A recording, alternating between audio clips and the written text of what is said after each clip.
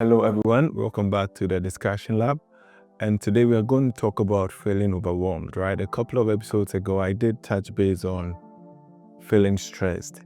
And then today we're going to talk about feeling overwhelmed. That's a compounded version of feeling stressed, right? When you feel overwhelmed, it's a sense of having too much on you, having too much task responsibilities laid down on you. It is also when you are unable to cope with the sheer amount of task or responsibility and request that is being laid upon you. You feel like you are drowning. The weight of everything is essentially pressing down on you. You can feel that on you. You almost feel like you are sinking among the things you need to do. You are almost never able to catch up to the things you are able to do. And that is really what I want to talk about, feeling overwhelmed, right? So one, it's being aware that you are being bombarded left, right, center with tasks and responsibilities, be it from your work, your relationships, your children, your family, from life itself, right? And from my understanding, it can be a compounding effect of stress. So if you remember correctly, stress is essentially when there's a bit of pressure or tension on you or from life on you. That could be from how your body reacts to an external incident that happened. So perhaps you've been physically assaulted, right? That's some kind of stress. You are being laid off from work, or someone you care about is being laid off or is sick. There's so many reasons that can make someone stressful. That is stress. But when there are so many incidents that can cause stress on you. So perhaps imagine it's a Monday morning, you open your work email, there's so many things that has been asked of you. That same morning, your child has been called in sick, or your child is sick, you have to take the child to the hospital. Your partner comes, says that he or she has lost his or her job. Your dear friend is calling you that he's sick, When all these things start cramping down on you, you feel like the problems are just catching up on you. They are caging you in. You almost are out of breath. And so that's what I want to talk about, feeling overwhelmed. Essentially, it is the sense of drowning in demands, whether they are mental, emotional, physical, psychological, any type of pressure demands that is coming from all other angles. That is really what we are talking about. Now, bear this, the focus point of stress is when it's from a specific incident, from just one or two things that are happening outside of your life and is having an impact with you. When we are talking about feeling overwhelmed, essentially it is not one specific trigger, but it's the accumulation of various triggers, right? Various incidences. And so one sign that can happen is you could even end up feeling like you're having a panic attack because there's so many things happening at the same time. So that's a focal point or a differentiating factor between feeling stressed and feeling overwhelmed. When it's just one or two incidents, you are stressed. When it's more than that and you feel like it's almost caging you in, you are almost sinking underneath so many incidences or pressure points in your life, that you might be feeling overwhelmed. Now, some of the common triggers, as I may have alluded to, is having too many responsibilities, right? It could come from work, it could come from your relationship, from school, from your family. When everything wants a chunk of you, that can lead to stress, which can build up to feeling overwhelmed, right? So too many responsibilities is one. The second thing would be unrealistic expectations. Given the resources you have, you may not be able to meet certain expectations, yet that is demanded from you. That could be from work. That could be from your family, right? Your partner expects you to take him or her out to a fancy place that is way above your budget. That is too much expectation on you. And that's just one stress point. But imagine everything coming to you, expecting you to meet a certain expectations, and you are just incapable of that. It's like expecting a vehicle or a motorcycle to reach a speed of maybe 250 miles or 280 kilometers per hour. And that vehicle's max is just around 120 kilometers or 120 miles. It's almost unfair for the vehicle. What are you expecting? Even if you push it to the max with every resources, at that point it is not capable of. And so that would be the second point, unrealistic expectation. The third thing that I find might contribute to the first and second is really when we lack boundaries, right? When you don't have boundaries and anything your manager asks you, you say, okay, sure, I will do it. Yes, I can. Or anything your partner or your kids, you just say, yes, I can. Yes, I can. What happens is you might become overwhelmed because you haven't learned to say no. And so everyone can know that they can ask you and you say yes. And now when you fail, you become a bad person because you didn't have it in you to set boundaries. And when you don't set boundaries around you in a respectful way, people have the right to come to you. And now you are the bad person because you couldn't say no. And you deserve to be the bad person because unfortunately, sometimes you have to learn to say no. One other thing that can cause stress that can build up to being overwhelmed is really having too many uncertainties in life, right? So you are quite unsure where your health is taking you, which is beyond your control. I'm not talking about if you are eating so many unhealthy diets and you're getting obese. That you can control a bit, right? A bit, I said.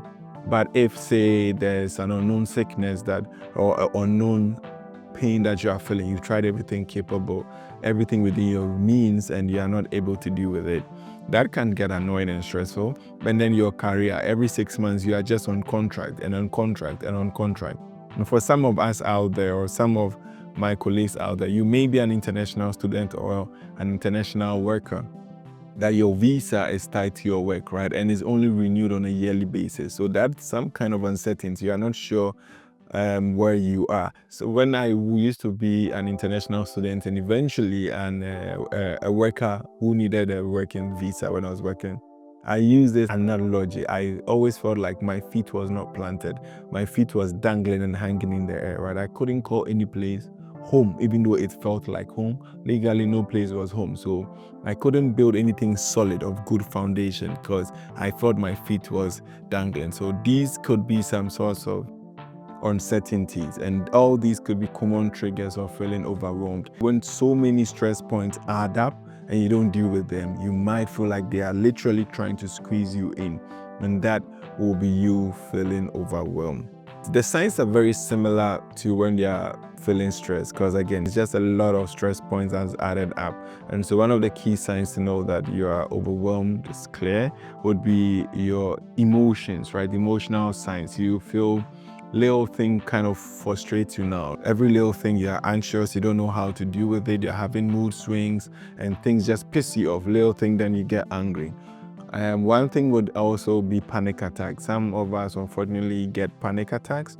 And so when you really are not able to see a clear way out of all the stress points happening in your life, your brain's way of helping you out is just panic attacks. You see that you find yourself losing breath, you don't know what to do. Just know that you've been under quite a good number of stress that hasn't been dealt with, which is leading you to feeling overwhelmed.